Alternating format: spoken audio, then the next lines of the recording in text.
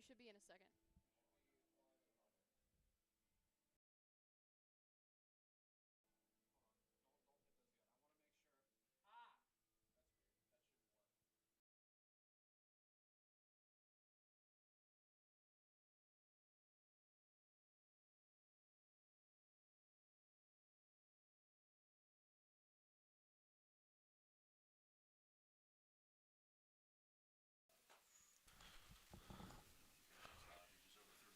So starting for Cox Mill, number 21, Marty Gare, a very hot topic among people who are following Cox Mill team is Marty. He is already committed to play college baseball for UNC Wilmington, but with a fastball that's topping out in the high 90s and with a curveball that's faster than most high school pitchers' fastballs, as we just saw, he's got major league scouts on him, keeping an eye on his development and how he's performing in these games. Because with the high number of rounds in the major league draft, we could see Marty end up going in the professional draft. Batting first for the Bulldogs. Catching for the Chargers today is Another player that is highly touted is the batter coming up to step into the plate now. It's Tyler Grady. Recently, an article was posted about him in the Independent Tribune about his history in high school baseball. He's got quite a bit of talent.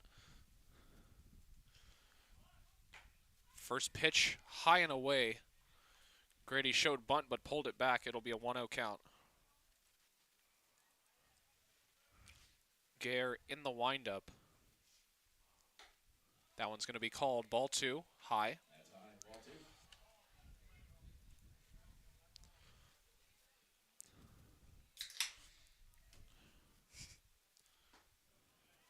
Called strike 1, 2-1. Swing call to strike. So far, a pretty evenly balanced AB so far. The 2-1 from Gare. Swung on and missed by Grady, just a little bit behind it. So Gare started this AB 2 balls down. He's recovered with 2 successive strikes. Here comes the 2-2. Ran in on him. High inside, ball 3. It'll be a full count now.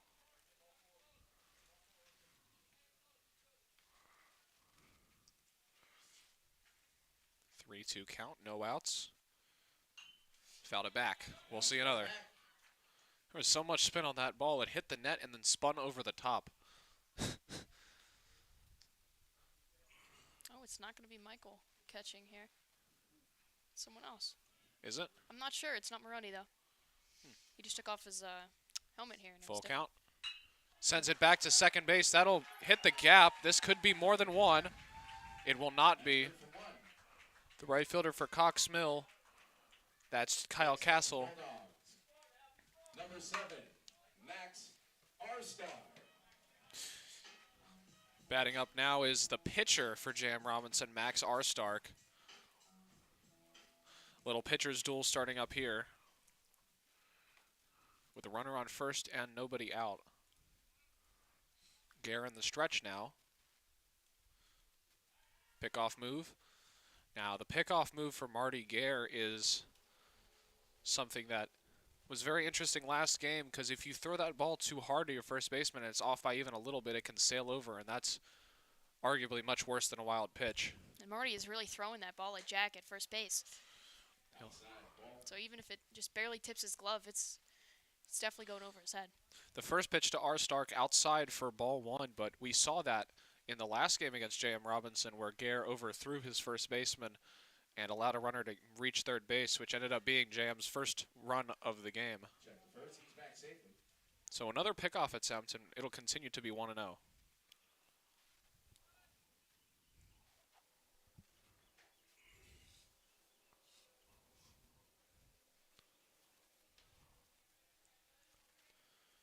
He kicks and deals. That one's going to be a strike, fouled straight back.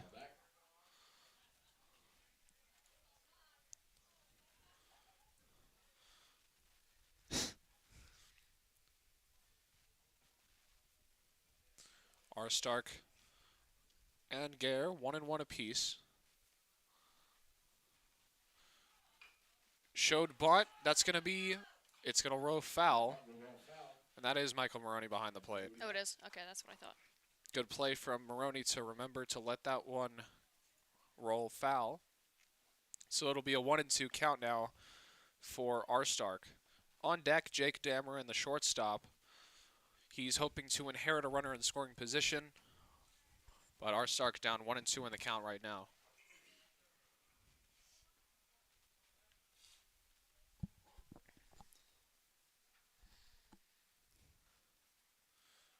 Grady's going. The throw from Maroney is right on the mark.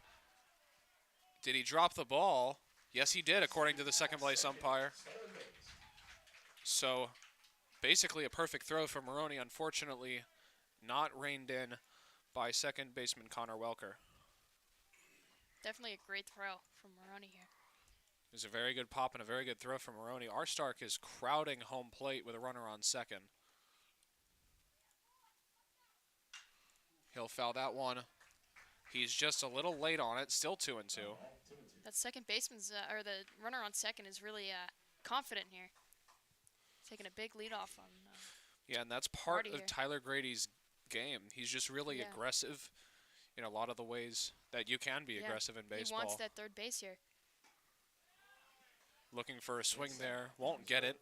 And inside now a full count for R. Stark.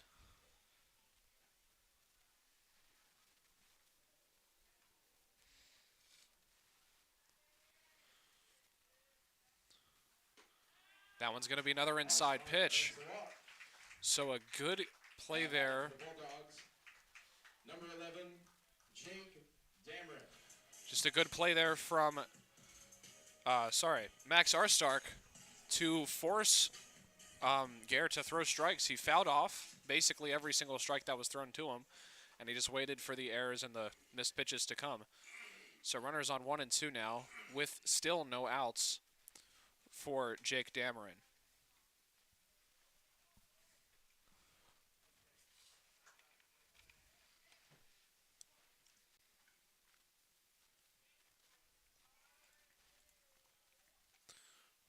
Runners on first and second now. Here's the first pitch from Gare. Inside, 1-0. Inside, ball one. So Cox Mill undefeated so far on the season. 5 wins, no losses. 4 wins, no losses in conference play. Only non-conference game was a 9-6 victory against West Rowan. Here's the 1-0. Called strike one on the bottom left quadrant of the plate. But J.M. Robinson has faced Cox Mill. They are one of their 2 conference losses. Breaking pitch there from Gare. If it was intended to be a strike, it went a little too low. It'll be a 2-1 count now.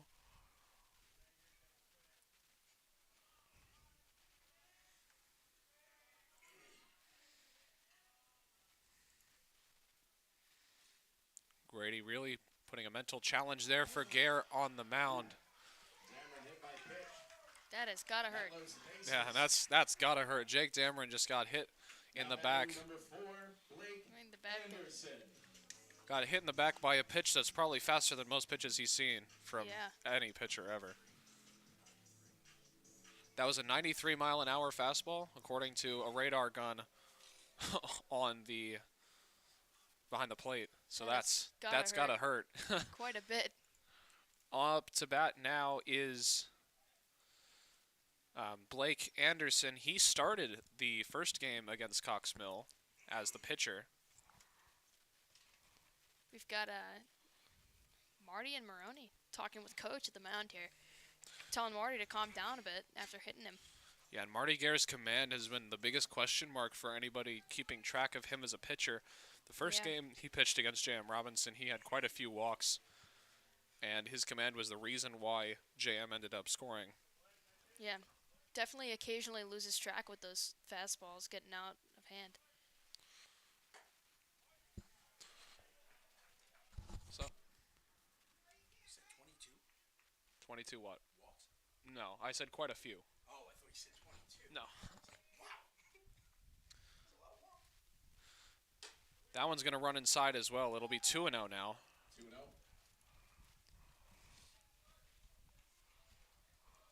That's why we had 3 pitchers at our other JM game here at home. We had Marty starting out for about 3 to 4 innings and then pulled for another pitcher and then Zadalis at the end for the last inning. Yeah, and that seems to be the order with Marty at the mound. You don't really want to throw your guy out there for more than 75 pitches if you can really help it. Yeah. Because that'll start to really hurt your arm. And that's a good pitch by Gare to set it back to 2 apiece. He had about 110 pitches last game before he got pulled out. So he definitely was getting tired at the end during the 3rd or 4th inning.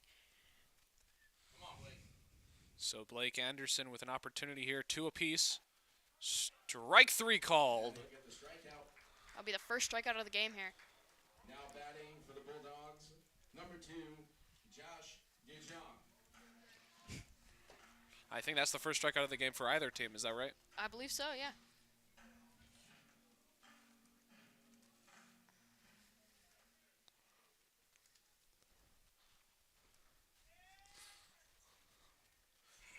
Batting up now, Josh Dijon, the left fielder. He's going to take a high pitch there for the first ball. But it's still a bases-loaded opportunity, although the Cox Mill infield is playing something close to what I would call a double play formation. Got the middle infielders tucked towards second base, and that's going to be a foul back basically directly at the guy who was on deck. So if he was a couple inches over, he might have gotten drilled. So it'll be a 1-1 count.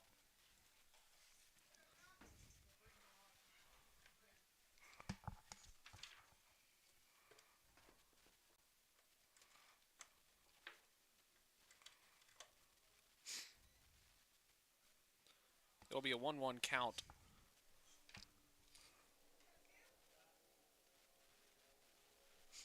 All right. And that's going to be way off. Here comes Grady around 4, and he is safe. Jam.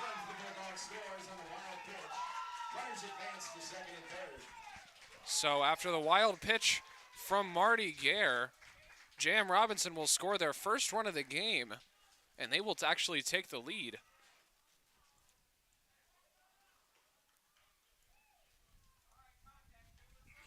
With a pitcher like Marty, it's really hard to grab those fast balls that come at you. As a catcher myself, it's hard to, get up and reach the plate in time. That's going to be a little high. So it'll be a 2-1. softball. The plate's a little bit closer to the pitcher as well, so Yeah. can see a little bit quicker too. Yeah.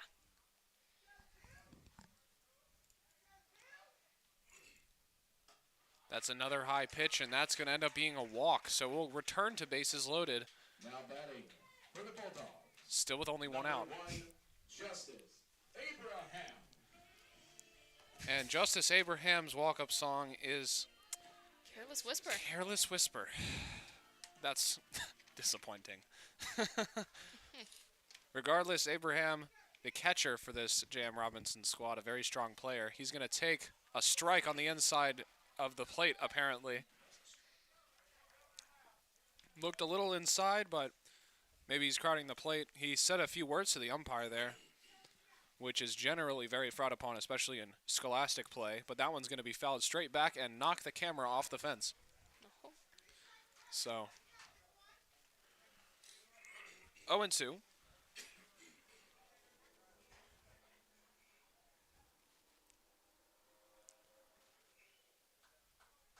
Still a bases-loaded situation for Gare. Already allowed 1 run.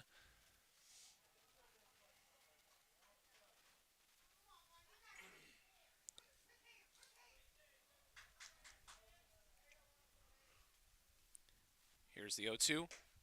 Outside. For a ball. So we'll move to a 1-2 count. Abraham trying to get his way back into this AB after going down 0-2.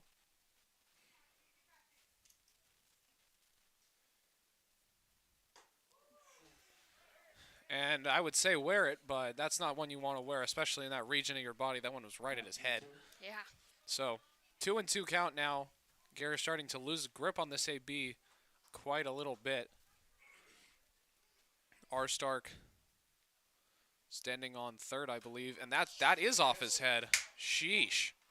And he's hit by the pitch now and walk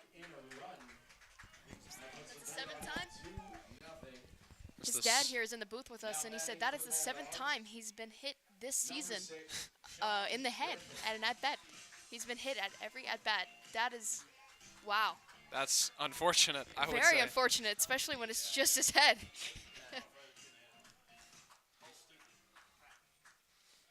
So, still a bases loaded situation. Every game. That is, wow. Super Probably unlucky. not the best statistic to hear about a baseball player in high school, but Yeah, that is not a great statistic to have to your name, to get hit in the head almost every game.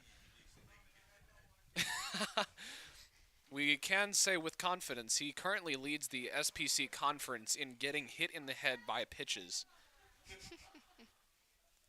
Up to bat now, Sean Wedvick, inheriting a bases loaded situation with 1 out, trying to take advantage of Gare's inconsistency and control. strike. That was called a strike, so it'll be an 0-1 count to start off this at bat. And that one's going to be fouled way into Foul down the right side. the right-hand side of your screen. And it's clear here that if Gare really just could control that fastball and get it over the plate consistently, most of these guys couldn't really contend with it. That's going to get pulled down the third base line. Fair. And that's a big opportunity for J.M. Robinson. 2-run score. And they're up 4-0. That was a great hit. Just right over that bag at third. Now batting for the Bulldogs. Number 8, Eli Rowden. So it'll be 4-0. JM. That's not the start that Marty Gare was looking for. I think, yeah, what you were talking about earlier with Marty, he's definitely got the speed and everything. It's just he's got to control that ball. Yeah, so we'll start off with a 1-0 count. With runners on second and third, the double play really out of the question, so he wants to strike this guy out. Taken inside, 1 apiece, or 2-0, sorry. That's Eli Rowden at the plate.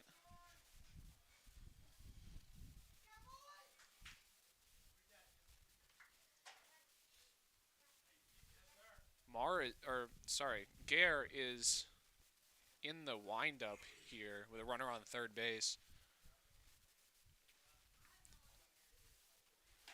Good pitch there. Called strike 1, 2-1 count.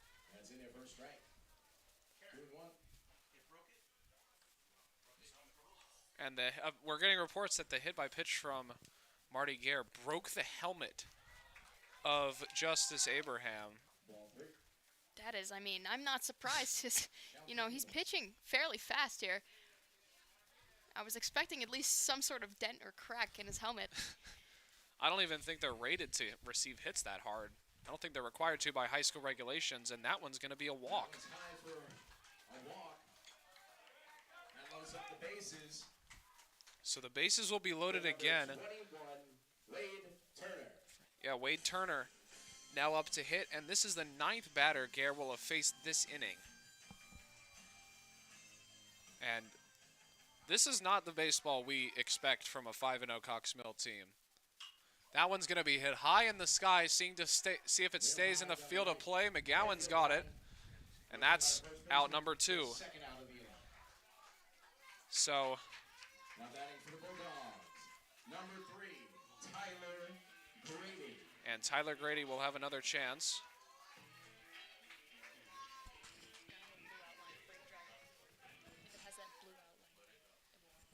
So 2 outs, bases loaded.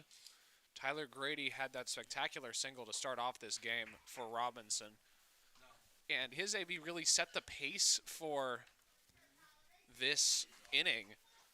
Really, we've seen 2 actual base hits. The others have been walks or hit by pitches. And Grady's going to send this one high and to right field. That's going to go out of the park.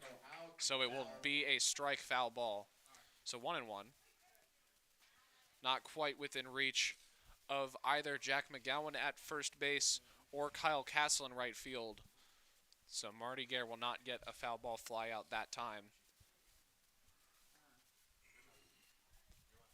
2 outs, bases loaded with JM up by 4. Good pitch. That's a really good curveball. That was beautiful. Backdoor slider curveball kind of Yeah, pitch there. Just definitely. did exactly what he wanted it to do. He threw it again, but Grady was able to foul that one off. So stays a 1-2 count, with 2 outs. Gare's looking to end this inning where he started against Tyler Grady. And here's the pitch. Sent to the second baseman. Good play, and that's the inning. That's the end of the first inning. Good. Bulldogs 4, Chargers 0. And that was a great defensive play there by Connor Welker at second base, and that was not the inning Cox Mill wanted to start out with. Not even close. Due up for the Chargers is, I believe, would it be Jack McGowan? Did he hit last inning? Not completely sure here. But we will be right back after the J.M. Robinson warm-ups. I don't know. He's off today. I feel like he's probably.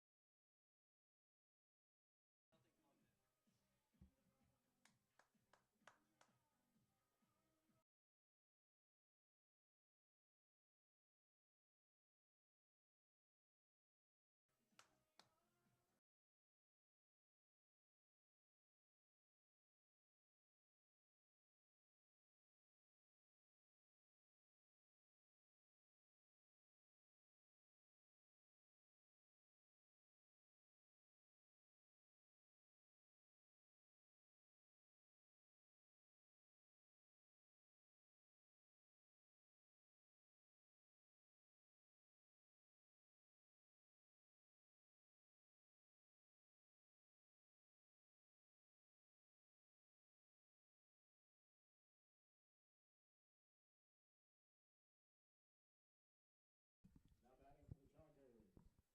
Number And 9, Jack McGowan. we are back here at the J.M. Robinson Baseball Stadium. And Jack McGowan leads off. After a 1-2-3 for Cox Mill in the first inning, they find themselves down by 4. McGowan's going to send that out and high to right field. And that's an easy grab there for Eli Rowden. So a quick first out for Cox Mill. Up next for the Chargers, number 20, Kyle Castle.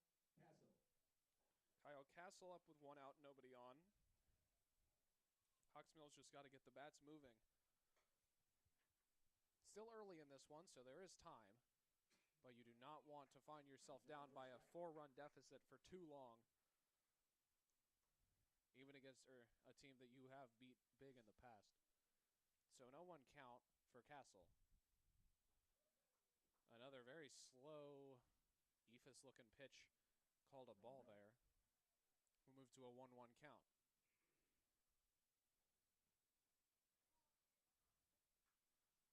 Fouled it back that time. 1-2 count for Castle.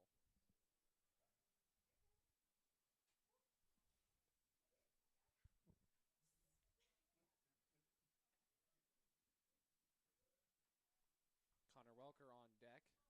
He has one of the highest batting averages on the team all season, but here's Castle. Takes an inside pitch, moves to a 2-2. Inside 2-2.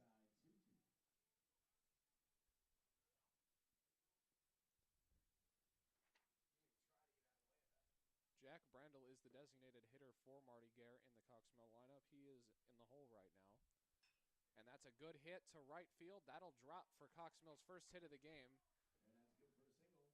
Kyle Castle knocks a single. Now And batting for the Chargers, number 4, Connor Welker. Connor Welker up to bat, the second baseman. Junior at Cox Mill with the highest batting average out of every single person in our lineup. And yeah. Yeah, very solid start to the season for Connor Welker. Trying to continue what Kyle Castle just started with that base hit with only 1 out. He'll foul that one back. That one's fouled back. Good catch by the JM coach as that one bounced off the net. but it'll be a quick 0-1 count.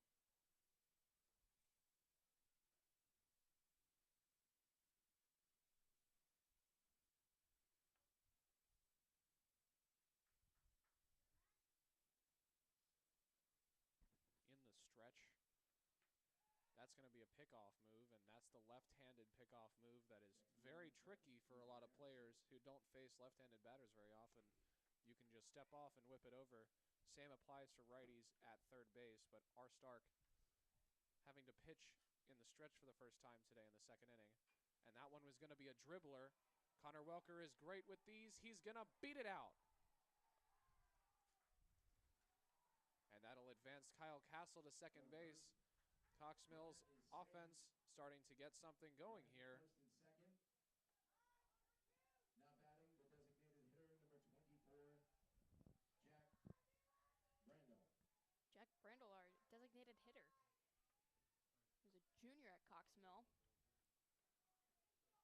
Brandel is a big man, and he can hit the ball very far. So if he gets a handle on one, then it could go deep. Oh. So the first pitch to Brandel is taken for a ball, 1-0.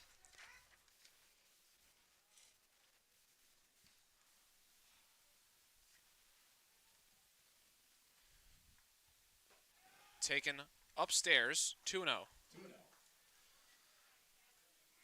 So now that R. Stark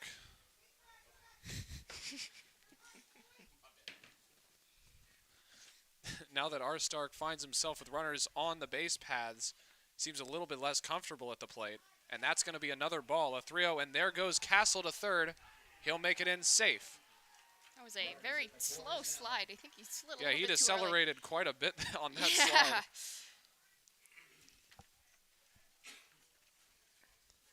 Yeah, runners on first and third now. Castle's a pretty fast guy, but, you know.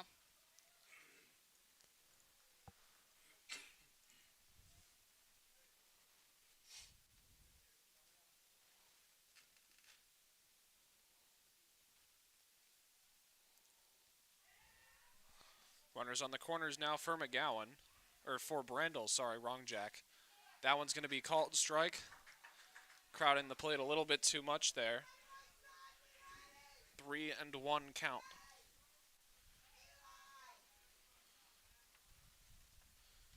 So a big scoring chance as Kyle Castle stands at third, only 90 feet away with one down. But Welker standing, and that's a good hit to the right center field gap. Caught. By Grady. Good catch by Tyler Grady. He's trying to tag him back at first. He won't get him, though. And So Kyle it's successful. Castle. Sorry. Oh, no, that's not Kyle. It is Kyle Castle. Yeah, Kyle Castle just scored on the Jack Brandel sacrifice fly, and it'll be one run for Cox Mill with 2 outs in the inning now. The 8 hole in the order, Michael Maroney will come up to hit now.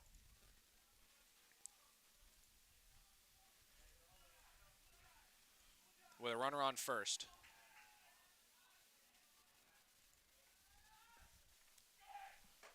He's stealing, and he's safe. He's safe at second. Stolen base. And a good steal there from Connor Welker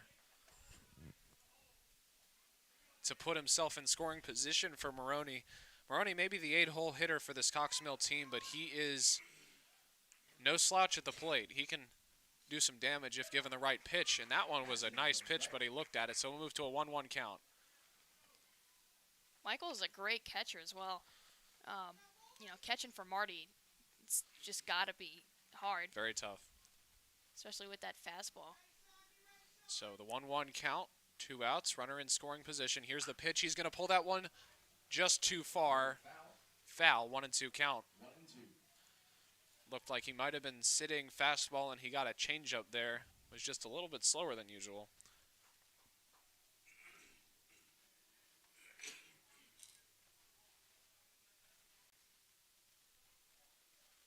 Looking over to his coach, trying to figure out if there's a play going on. I wouldn't be surprised to see a hit and run here. They're trying to get another run across. Connor Welker is a pretty speedy player with a 1-2 count. With the highest batting average, I think he's also the fastest here on our field. And that's high, not too deep, mid-left field, and that will be a catch. A good grab for Josh DeJean in left field, and Cox Mill will be held to 1 in the top of the second. We'll see you in the bottom of the second. JM leads 4-1.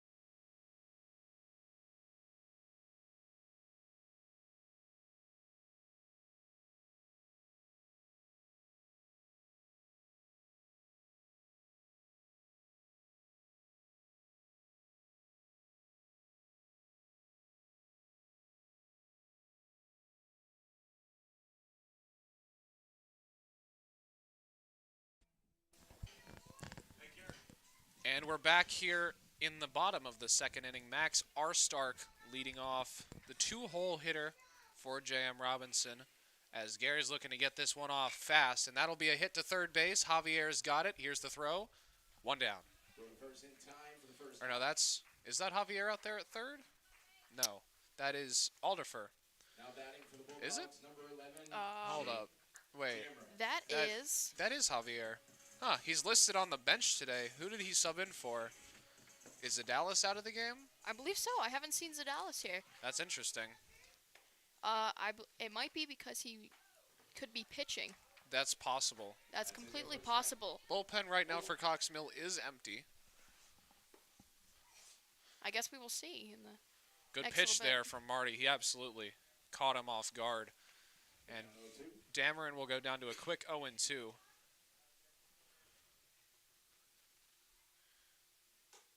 That's going to be high. 1-2.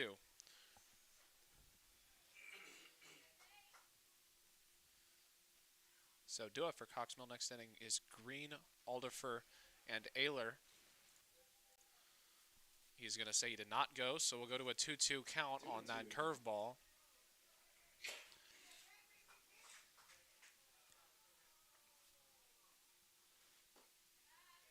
That's going to be too low for the umpire's liking, so it'll go to a full count. Gary's got 1 strikeout already on the game.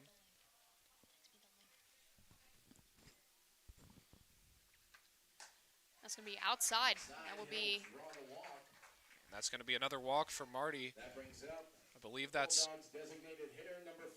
If you count... If you're counting his hit by pitches, that is his 6th walk of the game, which is not a very good figure as a pitcher. Not a great start today for Marty. He's got 1 strikeout, 6 walks. That's going to right field. Good play there by Castle in right field, and that'll be the second out of the inning. Next up for the Bulldogs, number 2, Josh DeJohn. Josh DeJohn up now in his first debut. He did walk.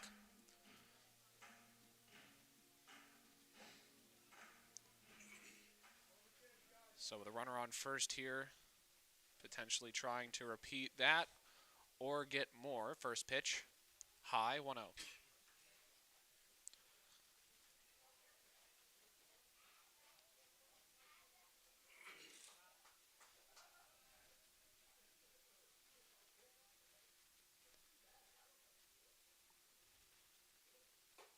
Runs in on him, but he gets out of the way in time. Inside 2-0. for a ball.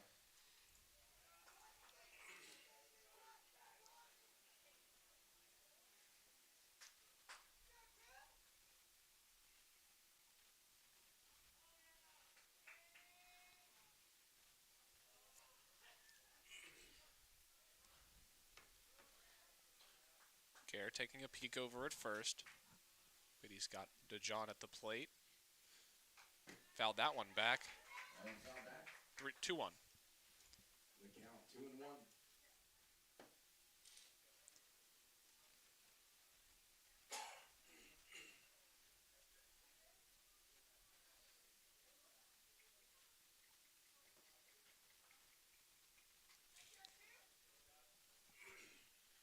The 2-1 pitch from Gare. Sent straight back.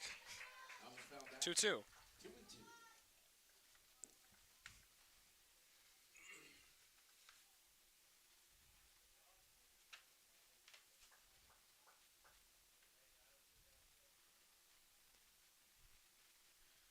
Here comes the 2-2 pitch. That's going to be fouled off as well. So 3 consecutive foul balls here for Josh DeJohn.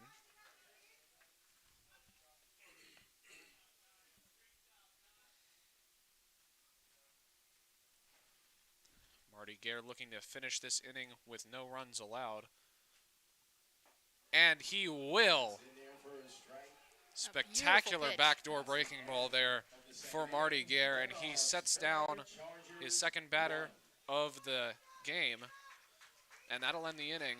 So we'll move to the top of the third in just a moment. Stay with us on the Cox Mill Sports Network.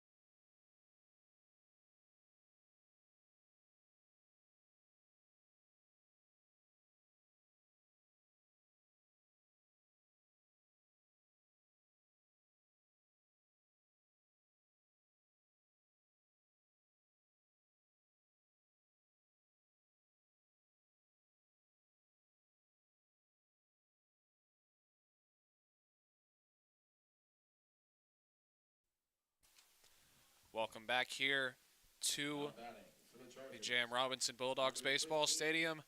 Leading off for the Chargers is sophomore James Green, one of 2 sophomores on the starting lineup for Cox Mill. Zadalis and Green. 2 great hitters.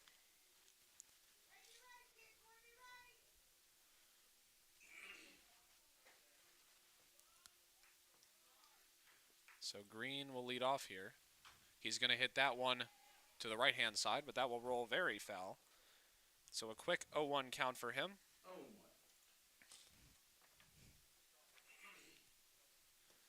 And that is still the same pitcher out there for J.M. Robinson, Max Arstark. having a solid outing so far. That one's going to run in on Green, but he'll move out of the way in time. So a 1-1, 1 ball, 1 strike. But J.M. Robinson, a very nice looking baseball facility out here. They've done a good job of maintaining the field this season. The pitch for Green is going to be high and away. But just a nice facility to be at. We thank them for inviting us here today and allowing us to do our broadcast out of their press box. Green's going to foul that one to the right-hand side, so it'll be 2-2. Well, this is the second and final meeting of J.M. Robinson and Cox Mill in the baseball season. So I believe they only have like 12 or 13 games in the regular season scheduled, and that one will run foul. Remains 2-2.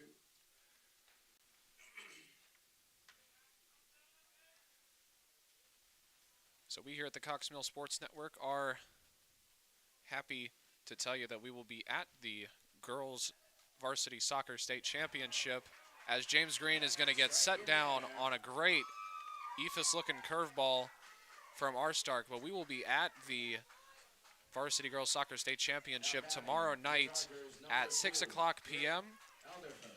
There is going to be a professional NCHSAA broadcast for that game, so we won't be doing anything broadcast-wise, but be sure to keep an eye on the @CoxMillSN Instagram story for live game updates. We'll keep you posted on how the game's going on there. And it's a bunt play for Aldifer and an error by Stark, and Aldifer will have an infield hit with only 1 out in the inning. Hopefully we'll be able to get some photos tomorrow at the championship game tomorrow. Number 5, Dale Ayler. Yeah, we're definitely looking forward to covering that game. Congratulations are in order for that girls team for making it this far in the first place, but they've got one more chance to further their success this season. Wonderful team. Very strong baseball team, or not baseball, very strong soccer team. Soccer team. For Cox Mill. Up to bat now, Kale Ayler with a runner on first. And that's going to be a passed ball or a wild pitch, one of the two, and Aldifer will advance to second base for free.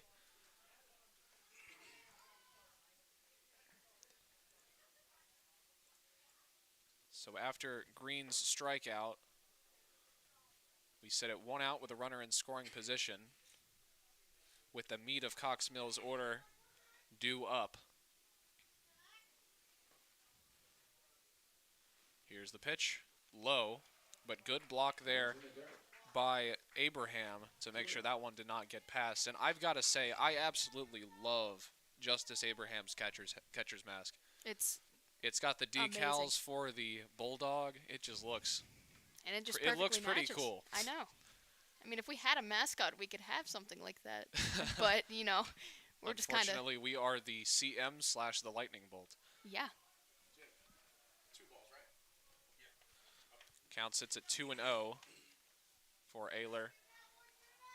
You know, the catcher's mask reminds me of hockey masks with their really sweet graphic designs that they put on those things in the NHL and AHL. Best sport on earth. Hockey is a very fun sport to watch, and Ayler's going to send that to the second baseman. He's going to absorb it, and the throw will be on the mark. So Ayler will, I guess in an unintentional sacrifice, advance Nick Aldifer to third base.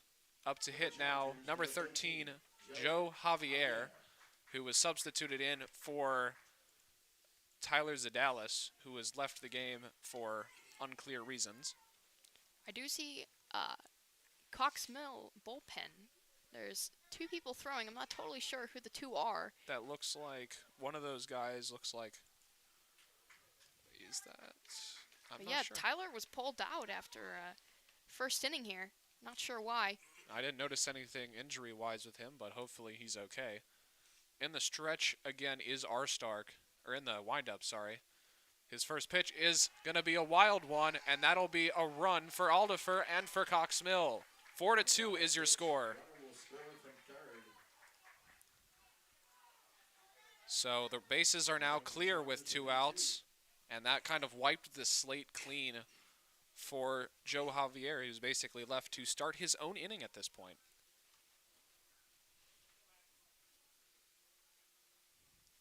Two-out rallies are possible, as we saw the junior varsity team had one earlier today. And that one's going to be another low pitch, 2-0. If you look at the junior varsity video, which we'll post later, it will only be a couple innings long. Unfortunately, the Verizon hotspot we are using completely pooped out after those few innings. We did not have any internet connection whatsoever for about an hour and a half. Thankfully, we're back now, and that will be a 4-pitch walk for Javier. Up to hit now. Batting for the Chargers, number 9. Jack. McGowan. Jack McGowan had a home run against J.M. Robinson the last time they played. Right over to the left of the scoreboard of Cox Mill. A 2-run shot to left center. It was an absolute bomb. That's why he's the 4-hole. Yeah. But a little mound conference here. They're going to talk to R. Stark. He had quite a wild AB there. Hopefully they can get him back reined in.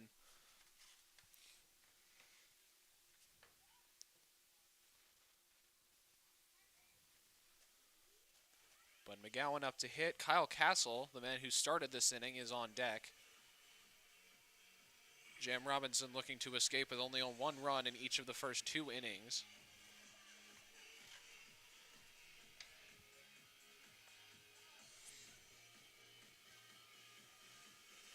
But a mound visit doesn't look like it's going to be a new pitcher quite yet for J.M. Robinson, with 2 2/3 inning already in the books.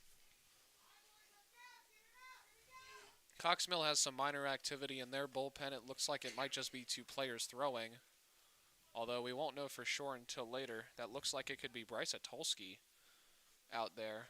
Maybe. But I guess we'll McGowan see. steps in. The mound visit's over. Here's his first pitch outside, and it's going to be a delayed steal. The throw goes off of him, and he's going to try to go for third, and nobody is near the ball, and he'll get there. And that is some explosive speed from Joe Javier. He went up to full speed in like a quarter second. That was impressive. Yeah. He slid down and immediately just picked it up and was there. That's the advantages of the pop-up slide. Just ready to keep going. Yep. So McGowan goes from a runner on first and 2 outs to a runner on third with 2 outs and 1 ball. He's going to get, looked like a breaking pitch there. Just missed his bat, so we'll move to a 1-1.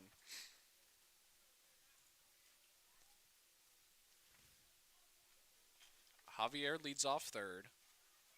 R. Stark in the windup. It's gonna McGowan be takes a foul big back. cut at it, but that one's going to foul over the press box. I see And a it. little kid is going to go run and grab that. That's right in the view of the back door. Yep. So McGowan goes down 1-2 after taking the first pitch of the AB for a ball. And he's going to pop that one up in the field of play. R. Stark's got it, and that's a grab. It'll be the 3rd out. Takes us to the bottom of the 3rd. So that will end the inning. 1 run for Cox Mill. That stolen base error will not come to harm J.M. Robinson. So we'll move to the bottom of the 3rd in just a moment. We'll be right back.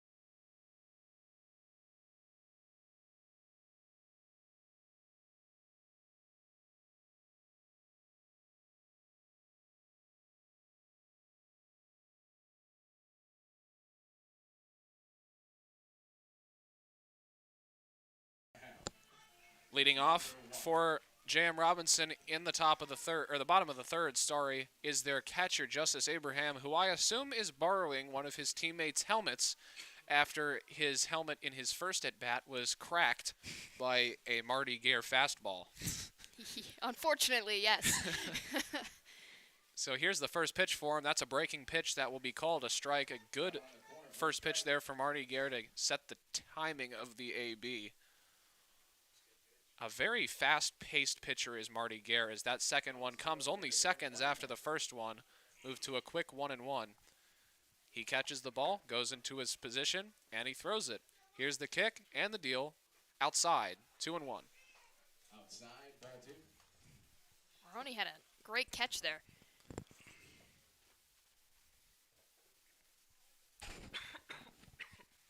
Excuse me. Something in my throat. There's the strike. That's in for a strike. 2-1. 2-2. 2-2 now. 2-1 was the count. Now it is 2-2. Oh, and that's going to be a strike 3 swinging that.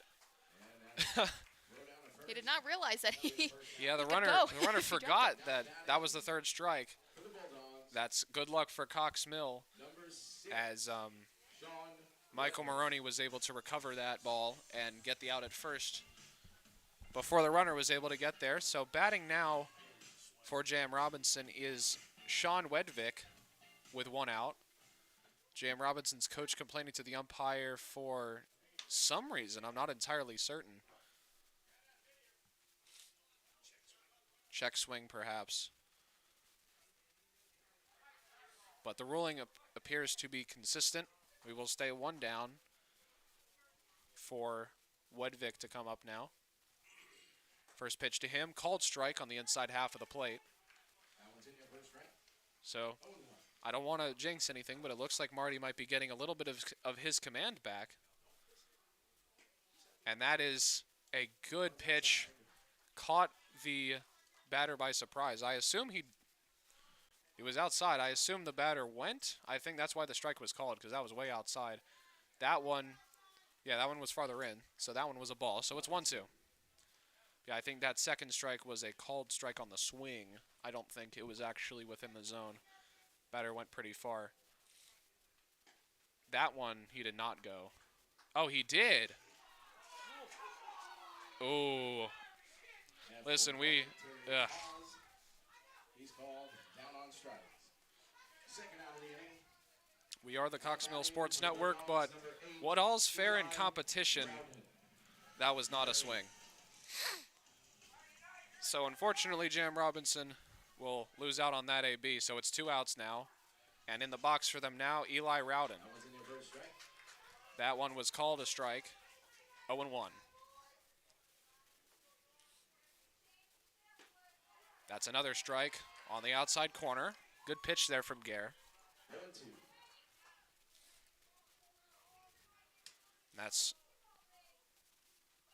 That one's inside, 1-2. Inside, 1-2. I would never step in a batter's box with Marty pitching. I am genuinely scared of I that would- man's fastball. I would do anything to avoid it, as he's going to step off. I think he heard something he thought was funny, because he's laughing out there on the mound. Yeah. Here's the 1-2. High, 2-2. That one's high. Count is now 2-2.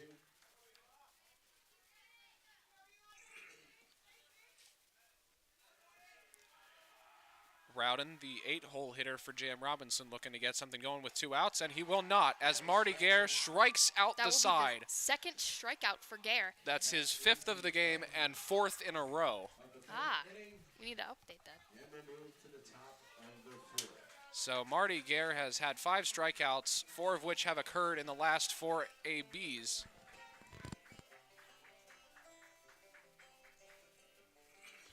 So we will be right back for the bottom of the 4th, or for the top of the 4th, sorry. Cox Mill will have their 4th chance to hit.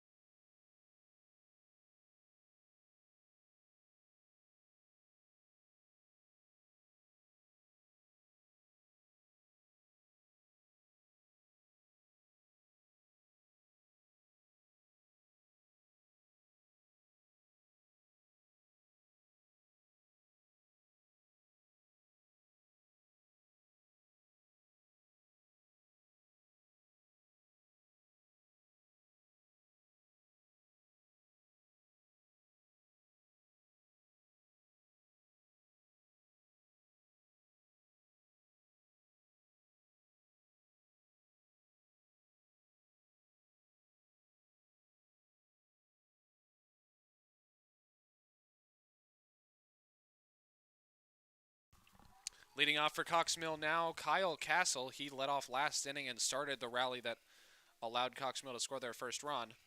And that's going to be taken for a ball, 1-0.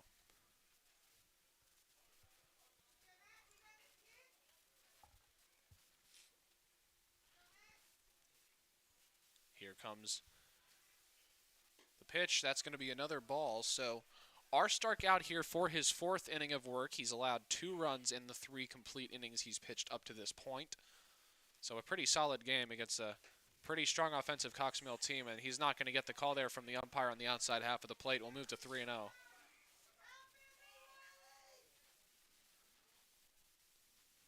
That's right over the plate. 3-1. 3-1.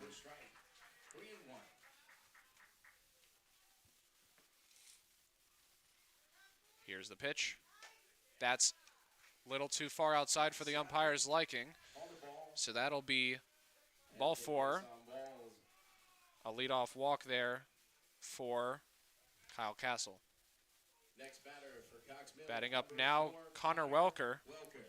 He had, what was it last time? Did he have that hit to the left center field gap, I think? I believe so, yes. I know he got on base to some degree at least. I know he did. I Yeah. think, oh no, it was that infield dribbler to the left side of the diamond that allowed him to beat out a throw from third. But he starts out his AB now with a swing and a miss, 0-1. Just took a big hack at that one, couldn't make contact. 0-1. On deck, Jack Brandel, the DH. He would love to inherit another situation with runners in scoring position. And here's the 0-1. Nope, pickoff. He's safe. They'll check the runner at first, and they're safe. He doesn't even have to turn his back as a lefty pitcher. Being at first base against the lefty pitcher is a very anxious experience as a base runner. But it makes being at third a lot better. And there's a bunt showing from Welker. He's going to hit that one pretty far. It'll roll foul. That'll be foul. So he'll have to jog back another 90 feet. 0-2. We'll try it again, but 0-2 this time.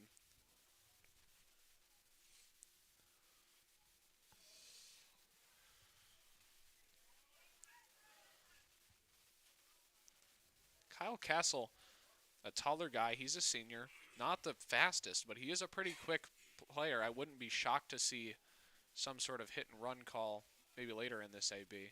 Yeah, Here comes the 0-2 to Welker. definitely a tall guy.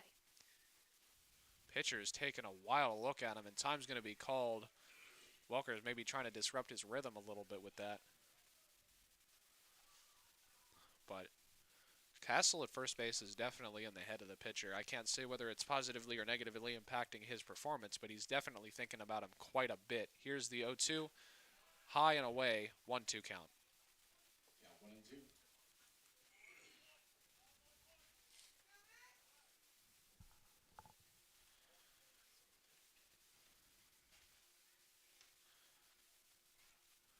So Connor Welker, there's another pickoff move, won't come to pass, so we'll stay with a runner on first. First again.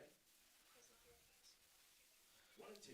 The pickoff move is quick, but the throw coming with it is not. That's the kind of detriment of that pickoff style as a lefty. And Connor Welker's going to take a daddy hack at that ball, and he will not make contact.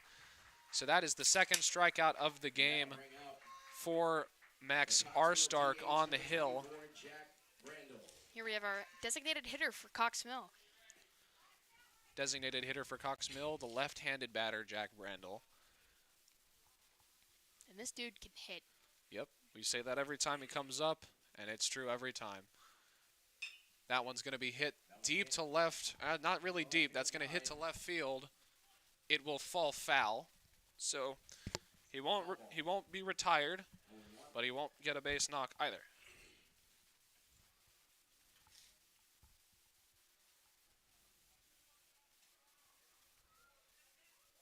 Interesting bat choice. You would think he would choose something,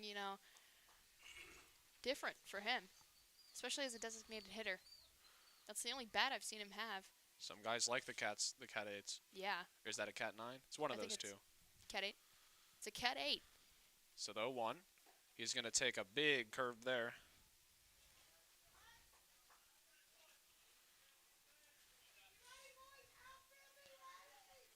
Outfield be ready was just absolutely screamed by somebody in the bleachers. With a very raspy voice here. 1-1, one out, runner on one here in the fourth inning. Here comes the pitch to Brandel. He'll take it. 2-1. That one was high and away. 2-1. R. Stark looks like he's coming to the near backside of his pitching regimen today. I expect we'll see somebody new in the fifth inning. And that one's going to be absolutely scorched. Foul. That one's hit foul down the right. So it'll be a 2-2 count. That ball was hit very fast. That was definitely a miracle. Yeah. No doubt. So it's a little, I wasn't, Right around the bag. I Yeah. couldn't really tell where that ball landed personally, but It went around the from what bag. we're hearing up here, that ball was supposed to be fair. So maybe the umpiring today is not top notch. That one's going to be low. So we'll move to full count. Count is full.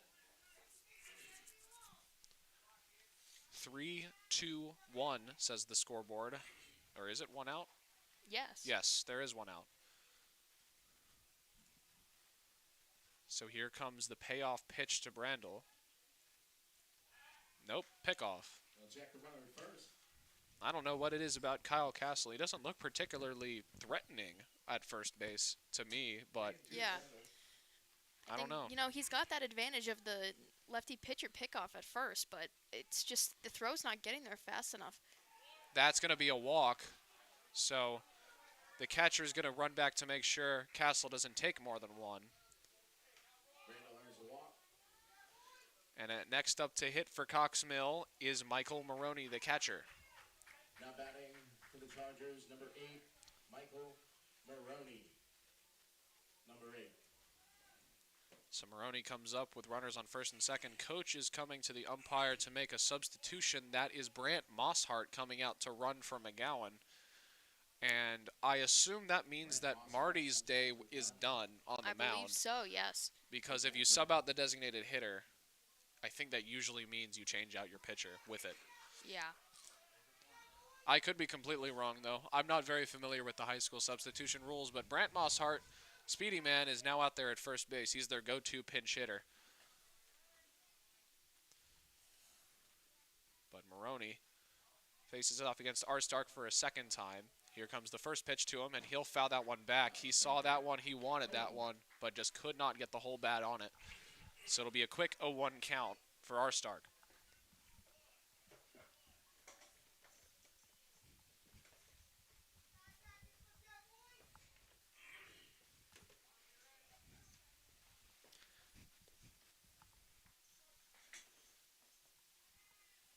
So Maroney, pretty solid day behind the plate today.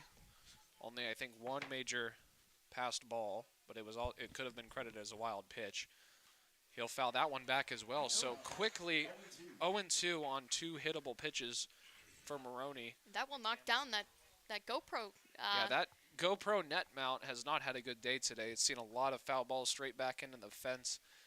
And it's been about right in the area of Yeah. the mount itself. I think that's why it keeps getting knocked down. It's fallen down twice. The camera fell off the first time that it got hit, just the camera, but then the mount has fallen off now a couple times.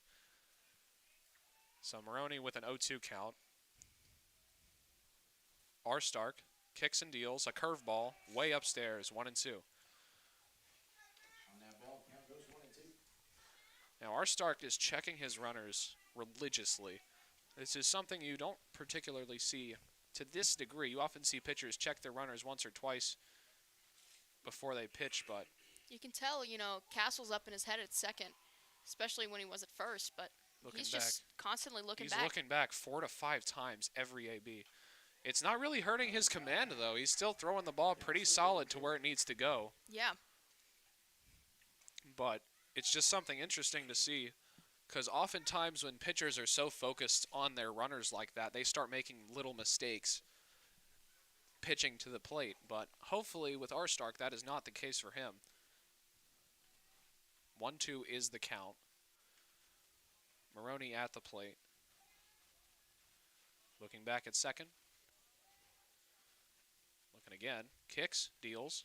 Another curveball, another high and away pitch. That will be the third time. He is checking about 3 to 5 times at second base at Castle here.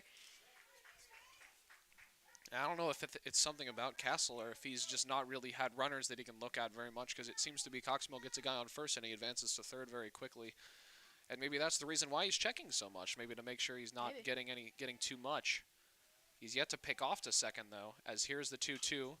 And that's going to be popped up behind the plate. It might be too far. It's caught inside the dugout, and he will be called out. Good play there by Justice Abraham behind the plate. Great catch. In the bullpen, had to move the head coach out of the way there. Yeah, that was inside the dugout. I don't know if the camera caught that, but it was a great catch. Look at the OBS, see if we can see the framing of that play. Oh, we yeah, can. It's perfectly in there. You were able to catch Sweet. that.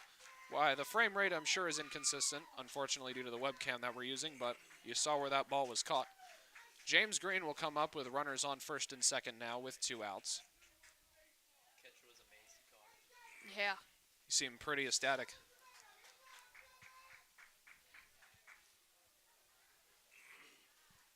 But a 2-out opportunity for Green. So we have a speedy guy on second, a speedy guy on first, and a speedy guy at the plate. So get one in the gap, and that's a pass or a wild pitch. We have Runners Castle and advance. Mosshart at Yeah, second and third. and that's why you substitute out Brandel for Mosshart there when you're probably going to take your pitcher out next inning anyway. Especially, yeah. Settle down. If you get a single, even a regular old single, Mosshart can score from second pretty easily. Oh, yeah. He's a pretty quick guy.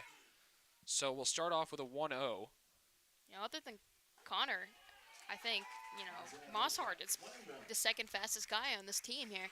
Probably, but umpire gave the pitcher the benefit of the doubt on that pitch.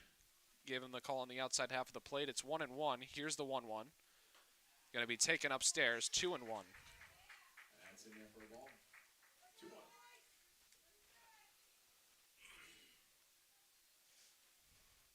So 2 runners in scoring position for Green, 2 outs. Try to turn on that one, but just missed it, 2-2. Last inning, Green was already struck out, big swings, but he just wasn't there.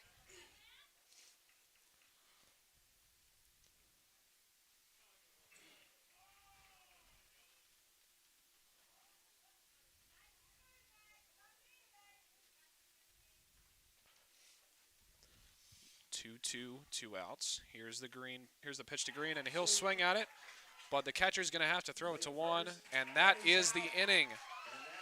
So Kyle Castle tried to start it the way he started it last inning, and the Bulldogs will retain the lead. Did not even allow a run that inning. So just some solid defensive baseball there from Jam Robinson to ensure that lead did not grow. But it looks like Marty Gare will be still in the game. It looks like that substitution for Mosshart was just for the DH position.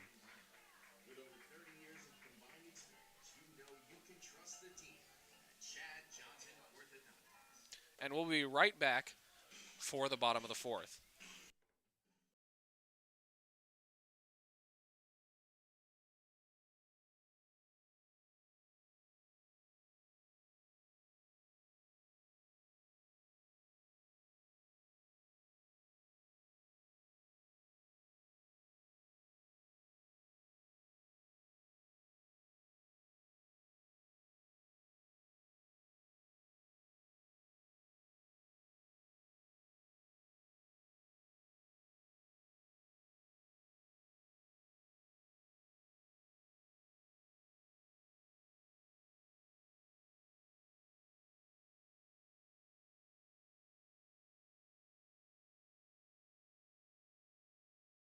Another chance, but yep.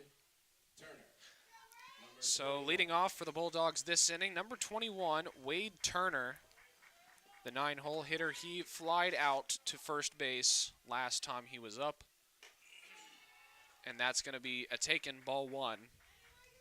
Myself and AJ are quite surprised that Gare is still back on the mound here. Maybe his pitch count is lower than we think it is, but that's a called strike. He's still swinging out there. We don't have a radar gun up here, but I'm sure those are Yeah. still in the high 80s. We Lost should control go in to that one a little bit. It's 2-1. Dix and get a I radar gun. I have a radar gun at my house. I should probably bring it one of these games Yeah. for the booth.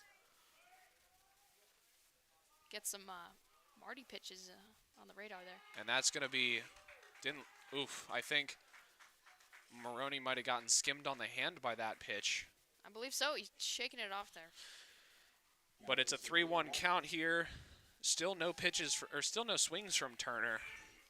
Maybe he's hoping to just ride on the wave of inconsistency from Gare on the mound. And he rotated his body, which I'm unfamiliar with the specifics of the rule, but I'm pretty sure if you turn your body like that in the fashion of a swing, it's supposed to be called a foul ball. I'm unsure. I'll look totally back. sure. I'll look back at that later. Yeah. But yeah, I Yeah. think coach is going out there to talk to him because he definitely rotated his body with that pitch. I'm not sure if you could see it with the frame rate of the stream, but he turned the way the bat went and it was stuck out a little bit. So see what the umpires are saying to coach. Got Gare and the infielders talking on the mound here. Right at him. He did try to avoid it, but his only move was to turn. So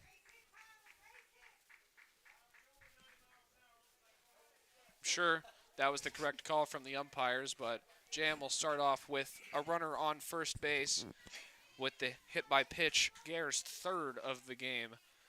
And Tyler Grady comes up. He had that ground out to second base, a great play by Connor Welker, out there the last time he was up, and he will start off with a 1-0 count.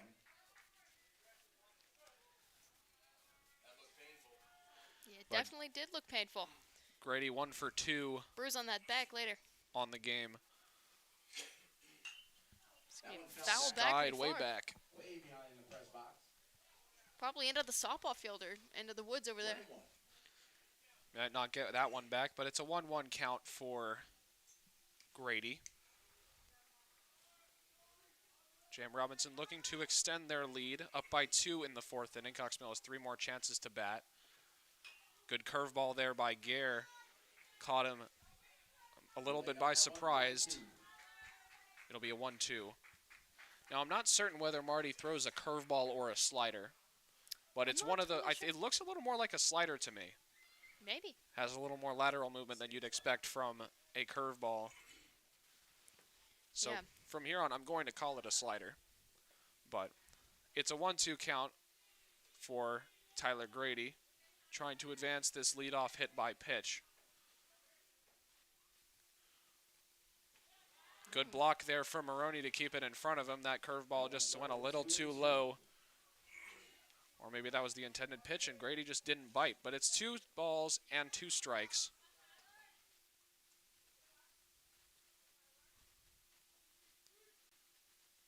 And here he comes. Low and away. Full count. They work the count full. Haven't actively seen anybody in the bullpen, but that doesn't necessarily mean there's been nobody out there. But with Marty Gare starting, the next assumed pitcher in the sequence would be Josh Brown, the sidearm slinger, senior. Yeah.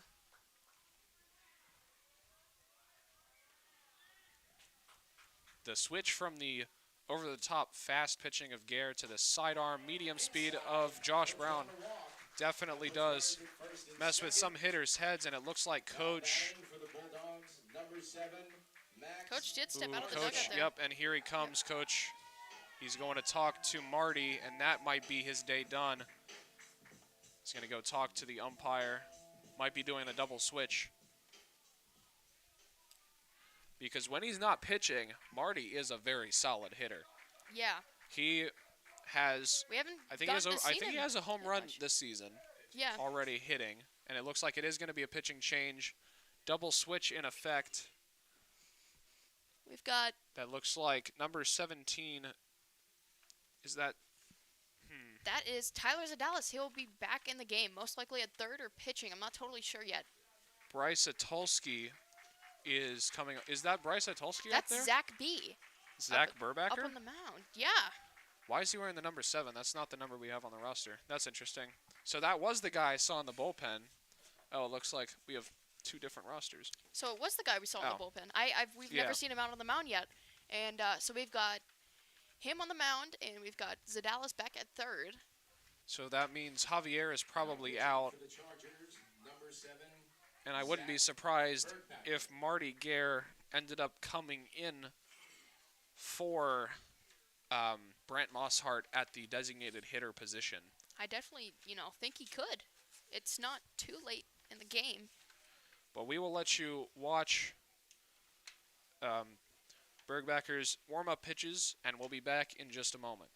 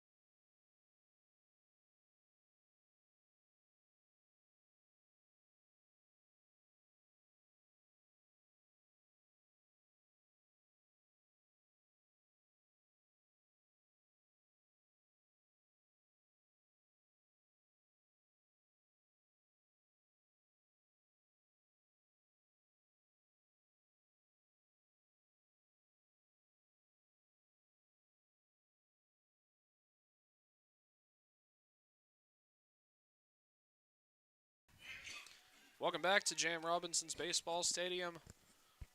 And a new pitcher in, Zach Bergbacher for Cox Mill.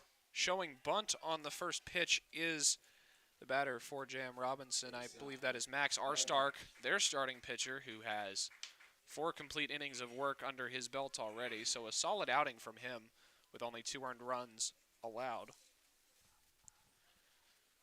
Runners on first and second now. Showing bunt again. Pulls it back. Still a called strike. 1-1 the count.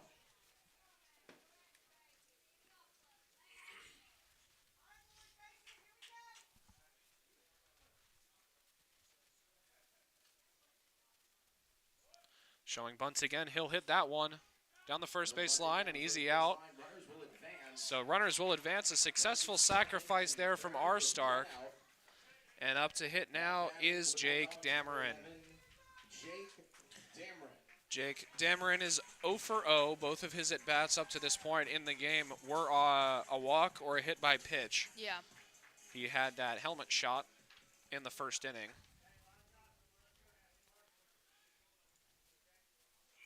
Had to get that new helmet. So the infield is on the full in positioning right now. They're trying to prevent any more runs. Yeah, we've definitely That's going to be a moved up called here. ball 1. Or strike? Was it a called strike? Yep. Okay, sorry, I zoned out there for a second, I guess. So it's going to be an 0-1 count. Runners on second and third. Good block there. That was a spectacular block from Michael Maroney to keep that ball in front of him. And he deflected it right back at home plate. So Been watching him these last couple games, and he just, it rarely ever lets balls go behind him. Michael Maroney is a very, very good catcher. He's going to hit that one to first base. And that's going to be exactly what Cox Mill was looking for, as the runner stayed at third, and they got the second out of the inning. So that's just good defensive baseball by Cox Mill. We have 2 outs. Yeah, so 2 outs now for Blake Anderson. He is 0 for 2 with a strikeout and a fly out to right. So he's looking to turn his day around at the plate with 2 runners in scoring position. As Maroney will block another. Another great block. Starts us off with a 1-0 count this AB. Count 1-0.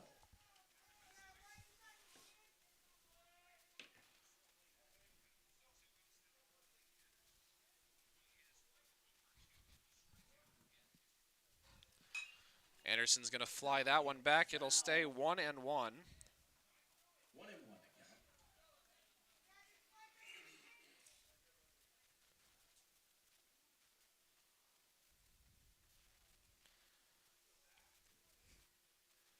So big opportunity for J.M. Robinson to extend their lead.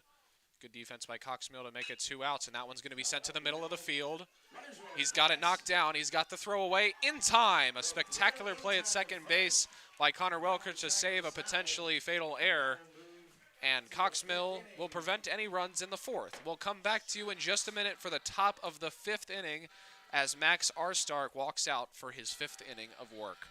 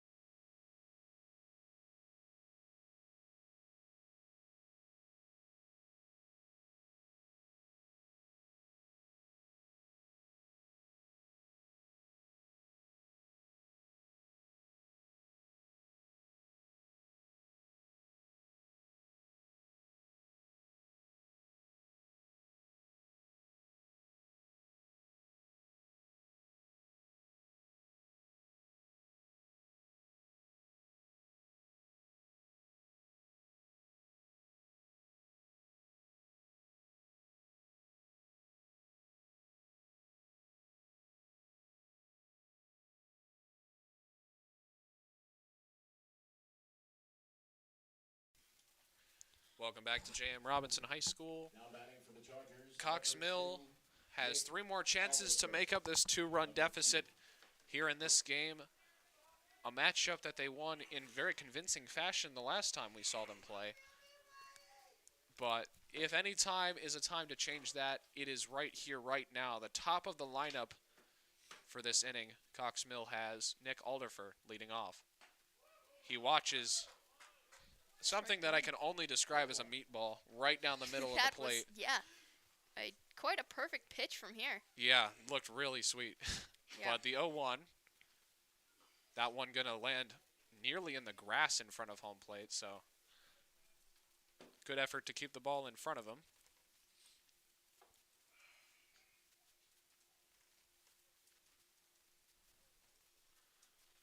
1-1 count for Alderfer.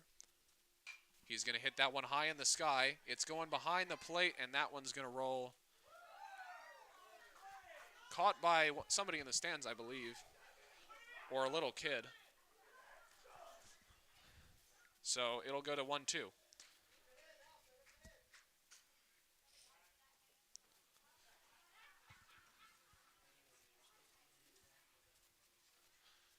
Here's the pitch. That's outside and low, 2 apiece. But this game has been far more competitive than I expected it to be. J.M. Robinson with that absolute monster of an inning, scoring 4 and getting themselves on top of Cox Mill. And that's going to be a hit right up the middle for Grady. Good grab, 1 down.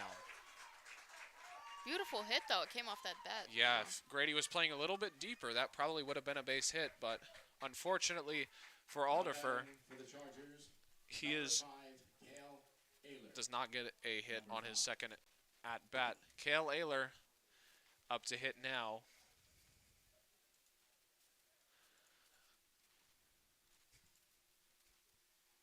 He's going to foul that one away. To the left-hand side of your screen, 0-1.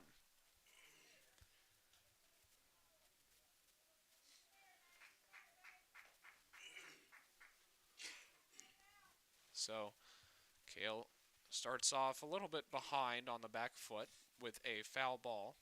Like the pitch, just couldn't get a handle on it, but that time, that one's going to be way away. One apiece. 1-1.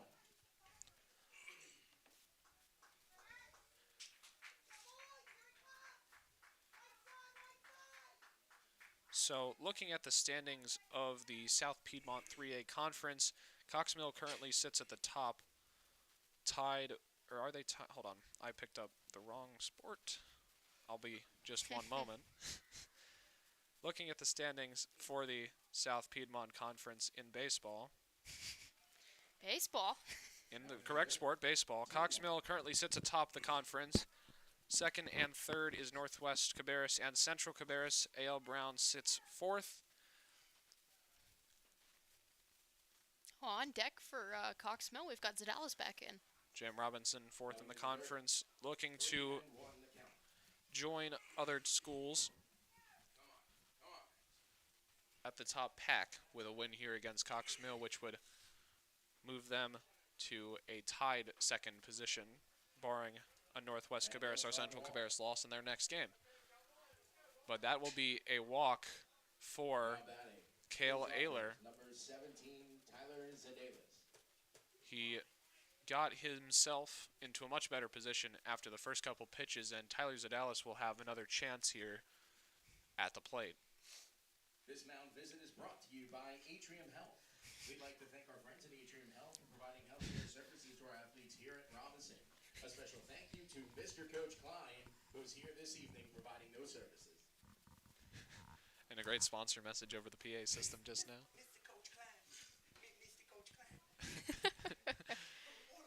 A mound visit, and it looks like that is going to be it today for Max R. Stark, who I would say has had a great pitching outing today. Yeah. 4 1/3 inning against a Cox Mill team who puts up double digits against a lot of other teams. Yeah.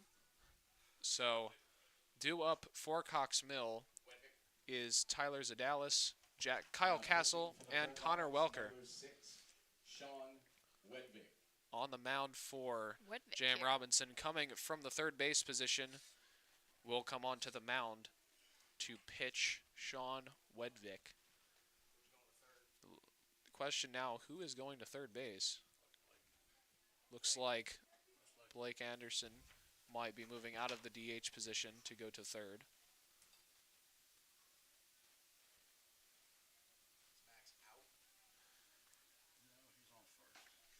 Looks like R. Stark now playing first, so no substitutions, just people moving from position to position.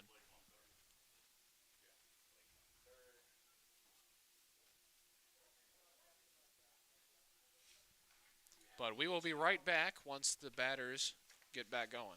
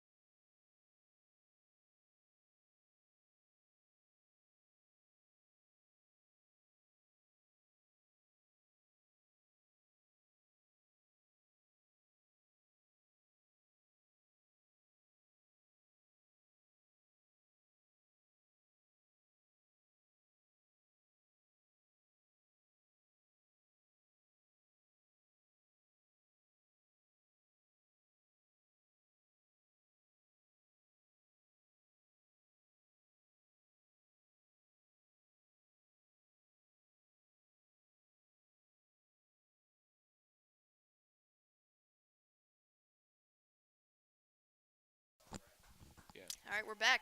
Yeah, and we're back here up to the plate.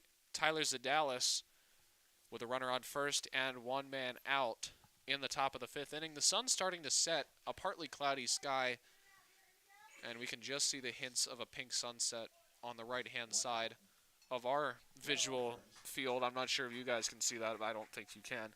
But a very nice skyline here for this one. Regardless, waiting on the first pitch from Wedvik to Zadalis. And it's a steal chance. Uh-oh. Oh. What happened? Uh-oh. This is not good. It's a pickle. For the second. Back first. And a tandem. And they got him. He's picked off. What happened? Runner is Why out. did he That's stop? the second out of the inning. That was... I'm perplexed. That will be the second out. That's the second out of the After inning. that. So Nick Aldifer, after reaching first base to start the inning, just... Or no, not Nick Aldifer. That was that Cale Ayler at first base? I believe so, yes. We don't know if that was a ball or a strike. I think it was a ball. I could be wrong, though. Guess we'll see the count in a second here. Called strike. I think we might be 1-1. Umpire did not put his fingers in the air, so we don't know what the count is. Question mark for this for the count on the overlay scoreboard, so we'll figure that out very, very soon. I'm assuming it's 1-1. We'll go off of that assumption for now. Here's the pitch. That's a little high, says the home plate umpire. That was a strike. Yeah.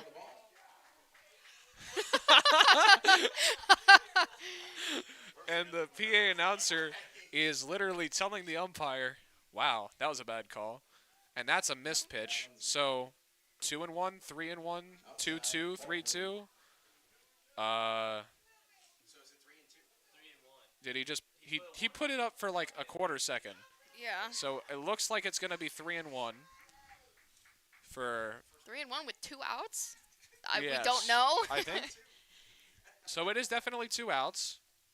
We can tell you that Zadalis is at the plate. And he's called for a strike. And that's 2 strikes, so it's now a full count. 3-2. Okay, so we at least know where we are now. It is a full count. Zadalis is at the plate. Wedvik is on the mound. Those are things we can tell you for sure. But it's Yes. full count, 2 outs. Here's the payoff. Foul back. We'll see another. Down the center, foul back. Count will remain full. Zadalis trying to set up an opportunity for McGowan. Guess he forgot about the first pitch, too. I don't think I've ever seen that happen. So here we go. Full count. Fouled it back and could not make the catch. That one foul back. So we'll continue this AB, which is now moving into its 7th or 8th pitch, depending on who you ask, apparently. We're not totally sure, honestly. Something happened with someone at some time. We are playing baseball right now. Yes. That And is we something know we who's can on tell the you. mound and who's who's at the plate. Are clouds in the sky. Yes, we can. We are on Earth, and it is a full count, and he'll hit that one in the sky to the shortstop, second baseman. Shortstop's got it, and that's the inning. So Now moving to the bottom of the 5th. Still down by 2, Cox Mill. So Cox Mill still with a 2-run deficit. Even with the top of the order up, they were retired. Oh, not quite in order, but 3 batters and 3 outs. So Bergbacher back on the mound Bergbacher will have another chance on the mound in the 5th inning. with Maroney still catching. Maroney's still having a great game behind the plate, but we'll be right back after the Cox Mill Hormones. You know what I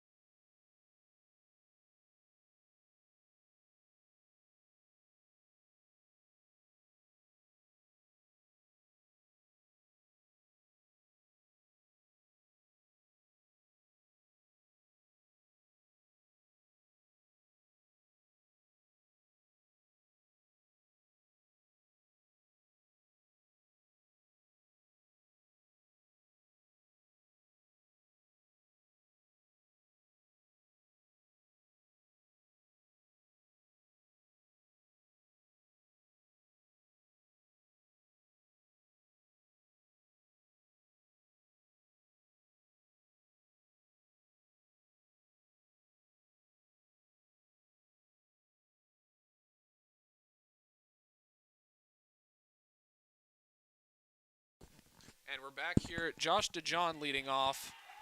Bergbacher still on the mound for Cox Mill, and we'll start off with a ball, 1-0.